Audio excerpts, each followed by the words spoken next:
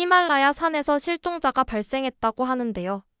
대한민국의 기술력으로 모두 구조했다고 합니다. 전 세계에서 한국의 위상을 높이 보고 있다고 하는데요.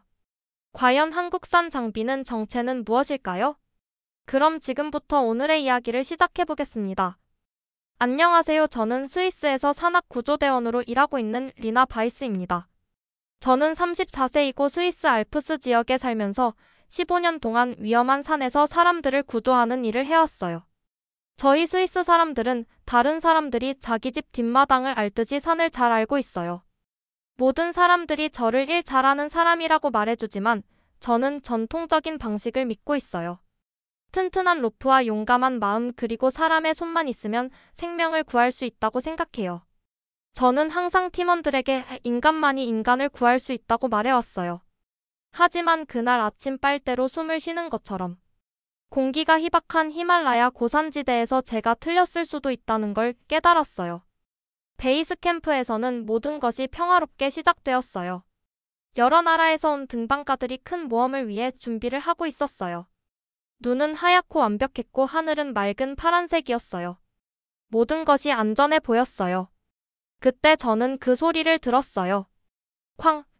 그 소리는 하얀 봉우리들 사이로 천둥처럼 메아리쳤어요. 저는 그 소리를 알고 있었어요. 그것은 큰 문제를 의미했어요. 거대한 빙하가 부서졌어요. 도심한 한 거대한 얼음 덩어리가 갑자기 반으로 갈라지는 것과 같다고 생각해 보세요. 이 빙하는 지구상의 어떤 건물보다도 오래된 것이었어요. 빙하가 부서지자 과학자들이 연쇄 붕괴라고 부르는 현상이 시작되었어요. 하나의 얼음 덩어리가 다른 것과 충돌하고 또 다른 것과 충돌하면서 도미노가 넘어지는 것처럼 이어졌어요. 몇 분 안에 얼음과 눈의 벽들이 성난 폭포처럼 산비탈을 굴러내려왔어요. 제 발밑에 땅이 너무 심하게 흔들려서 재킷에 커피를 쏟았어요. 눈사태가 마침내 멈췄을 때 저는 텐트에서 기어나와 주위를 둘러보았어요. 제 마음이 무너졌어요. 베이스 캠프는 거인이 장난감 블록을 여기저기 흩뜨려 놓은 것처럼 보였어요. 텐트들은 수톤의 눈 아래 묻혀 있었어요. 헬리콥터 착륙장은 완전히 사라졌어요. 그리고 최악인 것은 233명의 사람들이 저 하얀 혼돈 속 어딘가에 갇혀 있다는 것이었어요. 영국, 프랑스, 독일, 일본, 캐나다, 미국, 중국에서 온 등반가들이 모두 묻혀 있었어요. 무전기에서 절망적인 목소리들이 들려왔어요. 베이스 캠프에서 구조본부로 연락드린다고 했어요. 비상 상황이 발생했다고 했어요. 다중 눈사태가 일어났다고 했어요. 생존자들에게 접근할 수 없다고 했어요. 헬리콥터가 뜨기에는 날씨가 너무 위험하다고 했어요. 저는 무전기를 잡고 생각해 보려고 했어요. 전통적인 구조는 불가능해 보였어요. 바람이 괴물처럼 울부짖으며 저희가 화이트아웃 상태라고 부르는 것을 만들어내고 있었어요. 누군가가 격렬하게 흔드는 스노우볼 안에 있다고 상상해 보세요. 이런 날씨에는 어떤 헬리콥터도 날 수 없었어요. 어떤 구조팀도 안전하게 등반할 수 없었어요. 그때 예상치 못한 일이 일어났어요. 약간의 억양이 들어간 목소리가 무전기로 들려왔어요. 한국의 KMRT 팀 리더 김도윤이라고 했어요. 특수 장비를 가지고 접근 중이라고 했어요. 저는 미간을 찌푸렸어요. 저는 KMRT에 대해 들어본 적이 있었어요. 코리어 마운트 AIN 레스큐 택의 줄임말이었지만 별로 감명받지 못했어요. 한국이 산악 구조에 대해 무엇을 알 수 있을까요? 그들은 기술과 휴대폰으로 유명하지 산으로 유명하지는 않잖아요. 제가 얼마나 틀렸는지 곧 알게 될 예정이었어요. 김도윤의 팀이 파괴된 저희 베이스 캠프에 도착했을 때 저는 제가 보고 있는 것을 믿을 수 없었어요. 김도윤은 젊어 보였어요. 아마 30대 초반 정도 되어 보였고 친절한 눈과 안정된 손을 가지고 있었어요. 하지만 그의 팀이 가져온 장비는 제가 지금까지 본 것과는 완전히 달랐어요. 모든 산악 구조대원이 가지고 다니는 일반적인 로프와 아이스엑스 대신 그의 팀원들은 작은 비행 기계들로 가득한 상자들을 가지고 있었어요. 드론이었어요. 저는 비꼬는 마음을 숨기려 하지 않으며 사진을 찍을 계획인지 물어봤어요. 이건 관광여행이 아니라고 말했어요. 김도윤은 그저 참을성 있게 미소 지었어요. 그는 이것들이 일반적인 드론이 아니라고 말했어요. 저희는 이것들을 때 구조 유닛이라고 부른다고 했어요. 보여드리겠다고 했어요. 첫 번째 강한 바람에 추락하는 작은 장난감들이었죠. 이 악몽 같은 날씨에서 그것들이 대체 무엇을 할 수 있을까요? 김도윤이 첫 번째 상자를 열자. 저는 50개의 작은 드론들이 기계적인 새 떼처럼 공중으로 떠오르는 것을 지켜봤어요. 하지만 이것들은 일반적인 새들이 아니었어요. 각각의 드론은 여러 개의 카메라 이상한 센서들 그리고 작은 깜박이는 불빛들을 가지고 있었어요. 김도윤은 드론 중 하나를 가리키며 이것들은 열신호를 볼 수 있는 열화상 카메라를 가지고 있다고 설명했어요. 뱀이 어둠 속에서 따뜻한 쥐를 볼 수 있는 것과 같다고 했어요. 게다가 지면을 지도로 만들 수 있는 레이저 측정기와 서로 대화할 수 있는 컴퓨터들도 있다고 했어요. 저는 서로 대화하는 컴퓨터라고 반복하며 회의적인 느낌을 받았어요. 김도윤은 보라고 말했어요. 드론들은 완벽한 삼각형 패턴으로 펼쳐져서 울부짖는 바람 속으로 곧장 날아갔어요. 저는 그것들이 즉시 날려가거나 산비탈에 충돌할 것이라고 예상했어요. 대신 놀라운 일이 일어났어요. 바람이 한 드론을 궤도에서 벗어나게 밀려고 할 때 다른 드론들이 즉시 그것을 도우려고 위치를 조정했어요. 그들은 상류로 헤엄치는 물고기 떼처럼 함께 작업했어요. 저희 헬리콥터들을 움직이지 못하게 하는 끔찍한 날씨에서도 이 작은 기계들은 안정을 유지하며 계속 날았어요. 김도윤 팀의 일원인 일본의 기술 전문가 가토 유나가 흥미진진하게 컴퓨터 화면을 보고 있었어요. 그녀는 저에게 드론들이 레이저 빛을 사용해서 전체 지역의 3D 지도를 만들고 있다고 설명했어요. 그들은 눈을 통해 볼 수 있고 사람일 수도 있는 형태들을 식별할 수 있다고 했어요. 저는 그녀의 화면을 응시했어요. 선들과 색깔들이 나타나며 눈사태 지역의 상세한 지도처럼 보이는 것을 만들어내고 있었어요. 보이지 않는 세상이 보이게 되는 것을 지켜보는 것 같았어요. 그러더니 갑자기 화면에 빨간 점들이 나타나기 시작했어요. 김도윤이 희망에 찬 목소리로 열신호라고 발표했어요. 그들을 찾았다고 했어요. 저는 두근거리는 마음으로 화면을 더 가까이 보려고 몸을 기울였어요. 단 30분 만에 이 한국 드론들은 제 지상팀들이 며칠이 걸려도 찾을 수 있을지 확실하지 않은 생존자들을 찾아냈어요. 이런 날씨에서라면 전혀 찾지 못했을 수도 있었는데 말이에요. 하지만 제가 곧 알게 될 것처럼 사람들을 찾는 것은 시작에 불과했어요. 진짜 도전은 그들을 구하는 것이었어요. 김도윤 님이 조종 화면에 집중하시면서 이제 진짜 혁신이 시작된다고 말씀하셨어요. 한국에서 저희가 배운 것은 구조가 단순히 사람들을 데리고 나오는 것이 아니라는 거라고 하셨어요. 안전하게 구출할 수 있을 만큼 충분히 오래 살아있게 하는 것이라고 설명해 주셨어요. 저는 그분이 조종기의 여러 버튼을 누르시는 것을 지켜봤어요. 눈사태 지역 위에서 대형을 이루며 떠있던 드론들이 갑자기 방향을 바꿨어요. 그들은 더 낮게 날기 시작하며 저희 화면의 빨간 열신호 쪽으로 직접 향했어요. 저는 지금 무엇을 하고 계시는지 물어봤어요. 드론들이 하늘에서 작은 패키지들을 떨어뜨리기 시작했어요. 처음에는 그냥 무작위 보급품들이라고 생각했어요.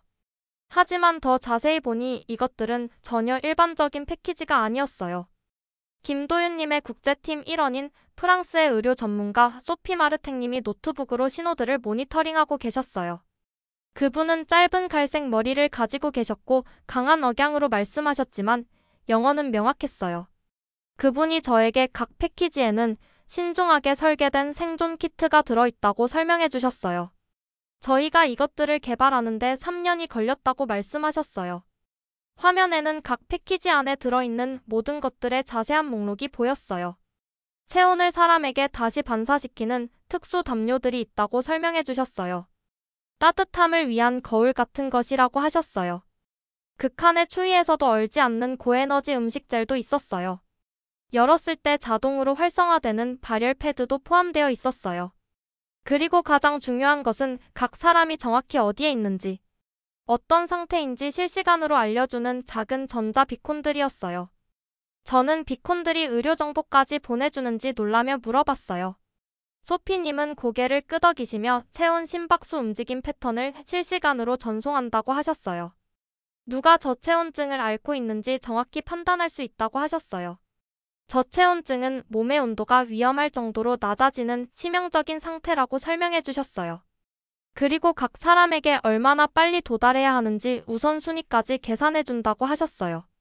제가 화면을 집중해서 보고 있을 때 빨간 점들이 주황색으로 변하고 그 다음 노란색으로 그 다음에는 초록색으로 바뀌기 시작했어요. 각 색깔 변화는 누군가가 점점 더 따뜻해지고 생명이 안정되어 가고 있다는 것을 의미했어요. 소피님이 자신의 모니터 수치들을 가리키시며 믿을 수 없다며 놀라워하셨어요. 이 데이터를 한번 보라고 하셨어요. 7구역의 등반가가 심각한 저체온증으로 거의 위험 상태에 빠져 있었는데 지금은 체온이 꾸준히 올라가고 생명 징후가 안정되고 있다고 말씀하셨어요. 저는 제가 보고 있는 놀라운 광경을 믿을 수 없었어요. 눈 속에서 갇혀 절망적인 상황에 있던 등반가들이 하늘에서 떨어진 생명의 선물 같은 패키지들을 받고 있었어요. 드론 카메라들이 이 모든 기적 같은 순간들을 실시간으로 생생하게 보여주고 있었어요. 한 영국인 등반가의 모습이 화면에 뚜렷하게 보였어요.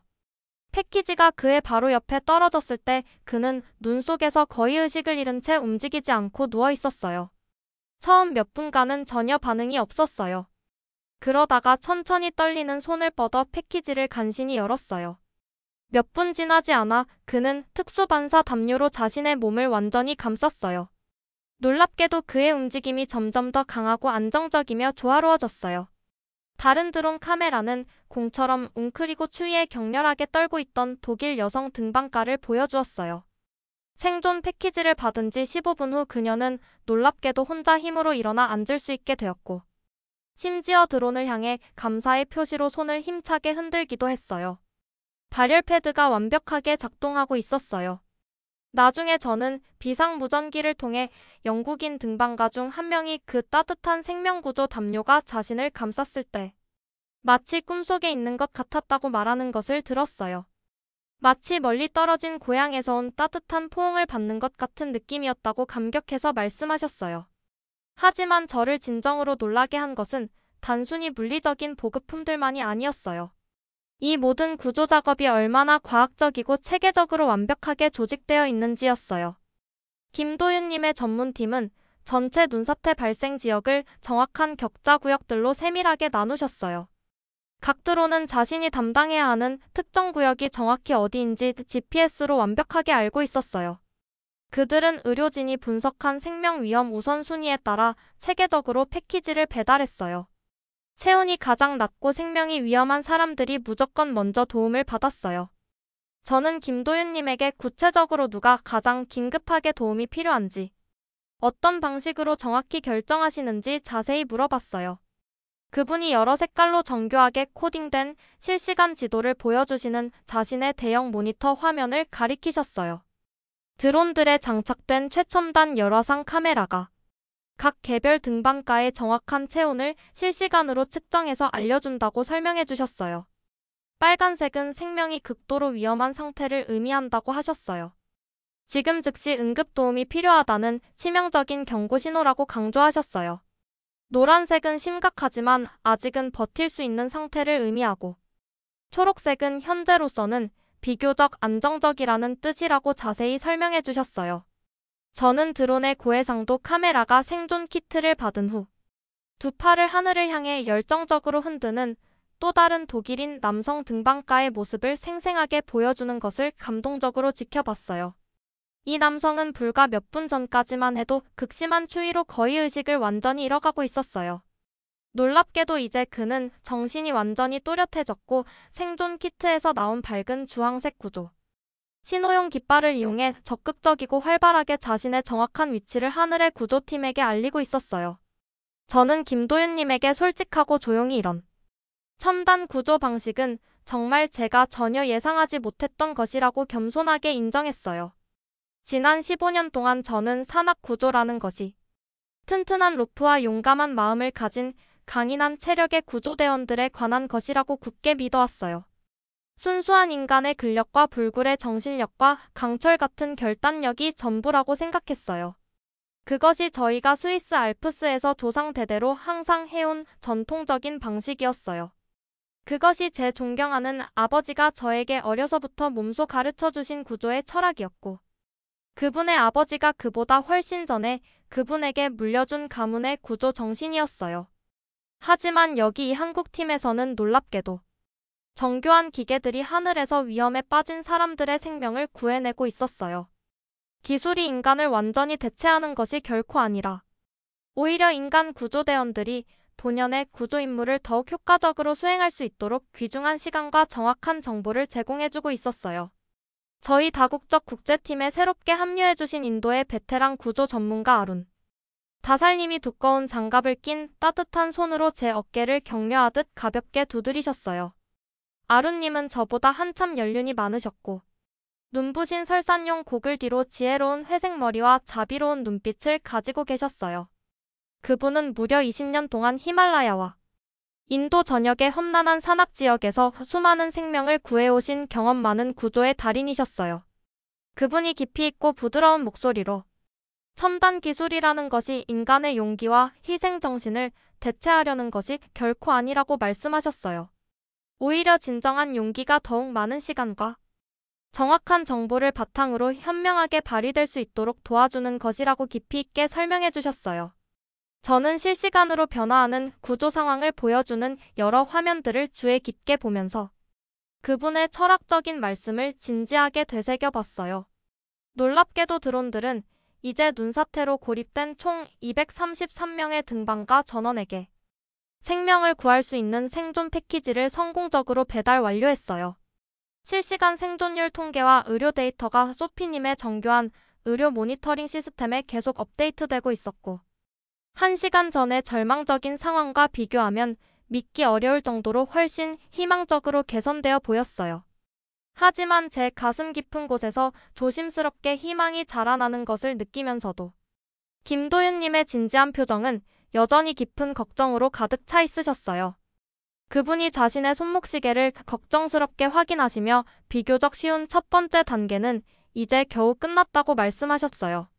이제부터 진짜 생사를 가르는 어려운 도전이 본격적으로 시작된다고 엄숙하게 경고하셨어요. 저는 그분을 의문스럽고 불안하게 바라봤어요. 그분이 간결하게 이제 233명 전원을 물리적으로 안전한 곳으로 구출해내는 것이라고 답하셨어요.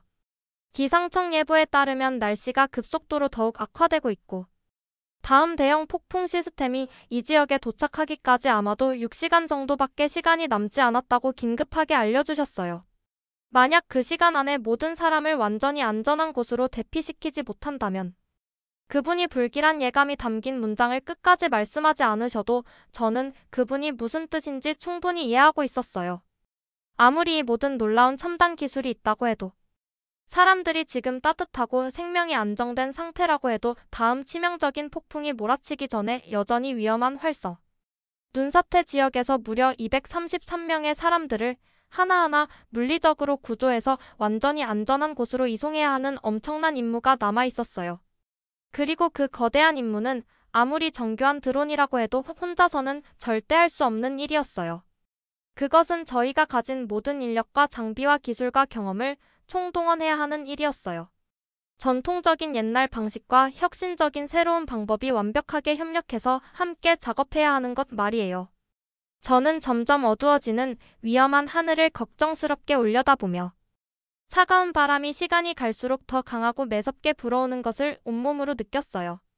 정말로 시간이 심각하게 부족했어요. 하지만 끔찍한 눈사태가 발생한 이후 처음으로 저는 실제로 모든 사람을 구해낼 수 있는 진짜 기회가 있을 수도 있다고 조심스럽지만 희망적으로 느꼈어요. 밤이 내리고 기상 보고서에서 거대한 눈보라가 접근한다고 경고했을 때 저는 진짜 시험이 곧 시작될 것임을 알았어요. 김도윤의 한국 AI 시스템은 스스로 결정을 내릴 수 있을 만큼 똑똑한 컴퓨터였는데 제가 전에 본 적 없는 일을 하기 시작했어요. 각 드론이 특정 임무를 위해 필요한 배터리 전력을 정확히 계산해서 에너지를 절약하기 위해 자동으로 착륙시키고 다시 이륙시켰어요. 김도윤은 저에게 AI가 전체 드론 함대에 걸쳐 전력 분배를 관리하고 있다고 설명했어요. 완벽한 타이밍으로 드론들이 착륙하고 이륙하는 것을 제가 지켜보고 있을 때였어요. 어떤 인간 조종사도 이렇게 많은 기계들을 한 번에 조정할 수는 없다고 했어요. 하지만 저를 더욱 놀라게 한 것은 여러 나라의 지상팀들이 함께 작업하는 방식이었어요. 제가 15년간 구조 작업을 해온 동안 이런 것은 본 적이 없었어요. 이탈리아의 루카 베르니에리는 아이스캣이라고 불리는 특수 설상차를 운전해서 눈사태, 지역 전체의 안전한 만남 지점들을 만들고 있었어요. 이 기계들은 거대한 궤도를 가진 탱크처럼 보였고 루카는 마치 얼음 위에서 태어난 것처럼 그것들을 운전했어요. 캐나다의 에런 리는 자신의 빙벽, 등반 기술을 사용해서 위험한 절벽면에 안전한 고정점들을 설치하고 있었어요. 저는 그가 대부분의 등반가들을 공포에 떨게 할 조건에서 거의 수직인 빙벽을 오르며 다른 팀들이 사용할 수 있는 로프를 설치하는 것을 지켜봤어요. 미국의 잭 헌터는 가장 흥미로운 일을 맡고 있었어요. 그는 구조경과 작은 드론들을 함께 사용해서 작업하고 있었어요. 그의 독일 셰퍼드 맥스는 눈 깊숙이 묻힌 사람들의 냄새를 맡을 수 있었고 드론들은 정확히 어디를 파야 하는지 볼 수 있었어요. 잭은 웃으며 맥스가 그들을 찾고 드론들이 지도를 그리고 저희가 그들을 파내는 거라고 설명했어요. 개의 머리를 쓰다듬으면서 말이에요. 중국의 메이체는 저희의 통신 생명선이었어요. 그녀는 고장난 무전기 시스템을 고치고 신호 증폭기를 설치해서 모든 사람들을 연결된 상태로 유지했어요. 끔찍한 폭풍 속에서도 모든 팀들이 서로 대화할 수 있도록 말이에요. 하지만 가장 놀라운 부분은 김도윤의 한국 시스템이 모든 사람들을 하나로 모은 방식이었어요. 저희가 보통 하듯이 각 나라가 따로 작업하는 대신 저희 모두가 AI의 지시를 따랐어요. A팀은 XYZ 좌표로 이동하라고 했어요. B팀은 피해자 인계받을 준비를 하라고 했어요. C팀은 중계점을 설치하라고 했어요. 그리고 그것이 작동했어요. 233명의 생명이 위태로운 상황에서 완벽하게 안무된 춤을 보는 것 같았어요. 팀들은 제가 산악 구조에서 본 적 없는 정확성으로 움직였어요. 이탈리아 설상차들이 갇힌 등반가에게 도달했을 때 캐나다의 고정점들은 이미 제자리에 있었어요. 개들이 묻힌 사람을 찾았을 때 드론들은 이미 위에서 가장 안전한 굴착 경로를 지도로 그리고 있었어요. 그러던 중 김도윤이 완전히 불가능해 보이는 것을 제안했어요. 그는 의료 수치들을 확인하며 일부 생존자들이 너무 심하게 다쳐서 걸을 수 없다고 말했어요. 여러 드론들이 함께 작업하는 항공 대피가 필요하다고 했어요. 저는 그를 응시했어요. 무슨 뜻인지 물어봤어요. 그는 차분하게 각각의 큰 드론은 혼자서 사람을 나를 수 없다고 설명했어요. 하지만 팀으로 작업하는 여러 드론들은 들것을 들어올릴 수 있다고 했어요. 로봇들로 폭풍을 통해 사람들을 날린다고요? 만약 드론들이 연결을 잃으면 어떻게 해요? 추락하면 어떻게 해요? 김도윤은 안정된 눈으로 저를 바라봤어요. 바이스 씨 통계는 어제 무슨 일이 일어났는지 알려준다고 했어요. 저희는 오늘 무슨 일이 일어날지 만들어가고 있다고 했어요. 제가 더 반박하기 전에 그의 팀은 이미 첫 번째 항공 대피를 준비하고 있었어요. 그들은 특수 들것을 가져왔어요. 평소보다 가볍지만 믿을 수 없을 만큼 튼튼했어요. 4개의 큰 드론들이 케이블로 들것에 연결되었어요. 저는 놀라움과 공포로 첫 번째 부상자인 다리가 부러진 일본인 등반가가 들것에 고정되는 것을 지켜봤어요. 드론들이 함께 이륙해서 어떤 SF 영화 같은 방식으로 그를 공중에서 나르고 있었어요. 김도윤은 전략적 지점들의 팀원들이 배치되어 있다고 했어요. 비행 경로를 보여주는 자신의 화면을 가리키며 말이에요. 뭔가 잘못되면 그들이 들것을 안전하게 땅으로 유도할 거라고 했어요. 들것은 공중에서 천천히 하지만 꾸준히 움직였어요. 저는 다른 위치에 있는 팀원들이 필요하면 도울 준비를 하고 있는 것을 볼 수 있었어요. 드론들은 서로 끊임없이 소통하며 돌풍에 맞춰 조정했어요. 그것이 작동했어요. 부상당한 등반가가 저희 의료소에 안전하게 배달되었고 소피가 즉시 그를 치료하기 시작했어요. 저는 눈 속에 서서 더 많은 항공 대피가 시작되는 것을 지켜보며 중요한 일이 일어나고 있다는 것을 깨달았어요. 이것은 단순히 새로운 기술이 옛날 방법을 대체하는 것이 아니었어요. 이것은 제가 상상할 수 있다고 생각했던 것보다 훨씬 더 놀라운 방식으로 인간과 기계가 함께 작업하는 것이었어요. 하지만 폭풍은 더 심해지고 있었고 저희는 아직도 200명이 넘는 사람들을 구해야 했어요. 제 인생에서 가장 긴 밤이 지나고 새벽이 밝았을 때 믿을 수 없는 일이 일어났어요. 갇혀있던 233명이 모두 안전했어요. 단 한 명도 죽지 않았어요. 저는 임시 의료소에 서서 히말라야 위로 떠오르는 해를 바라봤어요. 제 주위에서는 8개국에서 온 등반가들이 뜨거운 수프를 마시며 조용히 대화하고 있었어요. 많은 사람들이 아직도 그 한국산 보온 담요를 두르고 있었어요. 다른 사람들은 드론이 배달한 발열 패드가 동상으로부터 자신들을 구해준 팔의 작은 흉터들을 저에게 보여주었어요. 그들 모두는 인간의 용기의 최고와 한국 기술의 최고를 결합한 구조 작전 덕분에 목숨을 구했어요. 밤새 언론 소통을 담당했던 독일의 한나 슈미트가 일어나서 발표를 했어요. 그녀의 목소리가 희박한 상공기에서 명확하게 들렸어요. 이것은 한국의 구조도 미국의 구조도 어떤 단일 국가의 구조도 아니었다고 했어요. 이것은 최고의 모습을 보인 인류였다고 했어요. 저는 모든 구조 작업자들을 둘러봤어요. 루카는 자신의 아이스캣에서 눈을 치우고 있었어요. 에런은 등반용 로프를 감고 있었어요. 재근계 맥스에게 잘 받을 만한 간식을 주고 있었어요. 메이는 마침내 자신의 통신 장비를 끄고 있었어요. 소피는 마지막 몇 명의 환자들을 확인하고 있었어요. 그리고 김도윤은 처음 도착했을 때처럼 겸손하게 조용히 드론들을 정리하고 있었어요. 저는 그에게 걸어갔어요. 김도윤을 불렀어요. 그는 장비 케이스에서 고개를 들었어요. 저는 사과드려야 할 것 같다고 말했어요. 한국 기술에 대해 제가 틀렸다고 했어요. 많은 것들에 대해 틀렸다고 했어요. 김도윤은 피곤하지만 따뜻한 미소로 고개를 저었어요. 저에게 빚진 것은 없다고 했어요. 바이스 씨, 저희 모두 뭔가를 배웠다고 했어요. 당신이 저희에게 기술은 그것을 사용할 만큼 충분히 관심을 갖는 사람들 없이는 아무 의미가 없다는 것을 가르쳐 주었다고 했어요. 그는 저희 주위의 모든 구조작업자들을 가리켰어요.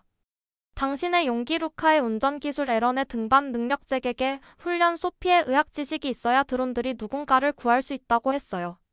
저는 떠나기 위해 짐을 싸면서 그것에 대해 생각해 봤어요. 기계들은 놀라웠지만 그것들을 조작하는 사람들만큼만 좋았어요. 한 달 후 저는 한국 서울의 연단에 서서 전 세계의 산악 구조 전문가들에게 연설하고 있었어요. 회의실은 수십 개국에서 온 사람들로 가득했어요. 저는 청중을 바라보며 예전에는 한국 기술이 스마트폰과 비디오 게임에 관한 것이라고 생각했다고 말했어요. 완전히 틀렸다고 했어요. 한국은 구조의 미래가 인간의 기술과 인공지능 사이에서 선택하는 것이 아니라는 것을 저희에게 가르쳐 주었다고 했어요. 그것들을 결합하는 것이라고 했어요. 저는 앞줄에서 격려하며 미소 짓고 있는 김도윤을 봤어요. 저는 계속해서 히말라야 구조작전이 저희에게 중요한 것을 보여주었다고 말했어요. 저희가 함께 일할 때, 전통적인 기술과 새로운 기술을 결합할 때, 서로 다른 나라들이 지식을 공유할 때 불가능해 보였던 일들을 할 수 있다고 했어요. 제 연설 후에 관계자들은 한국 KMRT 운영 매뉴얼이 산악 구조 작전의 새로운 국제 표준이 될 것이라고 발표했어요. 전에는 함께 일한 적이 없던 나라들이 공동훈련 프로그램을 계획하고 장비를 공유하고 함께 생명을 구하기 위해 준비하기 시작했어요. 제가 무대에서 내려올 때 제 휴대폰에 긴급 메시지가 왔어요. 안데스 산맥에 눈사태가 발생했다고 했어요. 150명이 갇혔다고 했어요. 국제구조팀이 요청되었다고 했어요. 저는 주저하지 않고 즉시 김도윤에게 전화했어요. 저는 또 다른 불가능한 임무에 준비됐는지 물어봤어요. 김도윤의 답장이 빨리 왔어요. 한국에는 말이 있다고 했어요. 불가능은 저희가 아직 해결하지 못한 문제에 대한 다른 단어일 뿐이라고 했어요. 가서 다시 통계를 틀렸다고 증명해보자고 했어요. 그리고 저희는 그렇게 했어요. 때때로 가장 중요한 교훈은 기술이나 용기만에 대한 것이 아니기 때문이에요. 서로 다른 나라의 좋은 사람들이 확률이 뭐라고 하든 상관없이 모든 생명이 구할 가치가 있다고 결정했을 때 무슨 일이 일어나는지에 대한 것이에요. 그것이 제가 히말라야에서 배운 것이에요. 그것이 김도윤과 그의 팀이 저에게 가르쳐준 것이에요. 그리고 그것이 저희가 한 번에 하나씩 구조하며 세상에 계속 가르치고 있는 것이에요.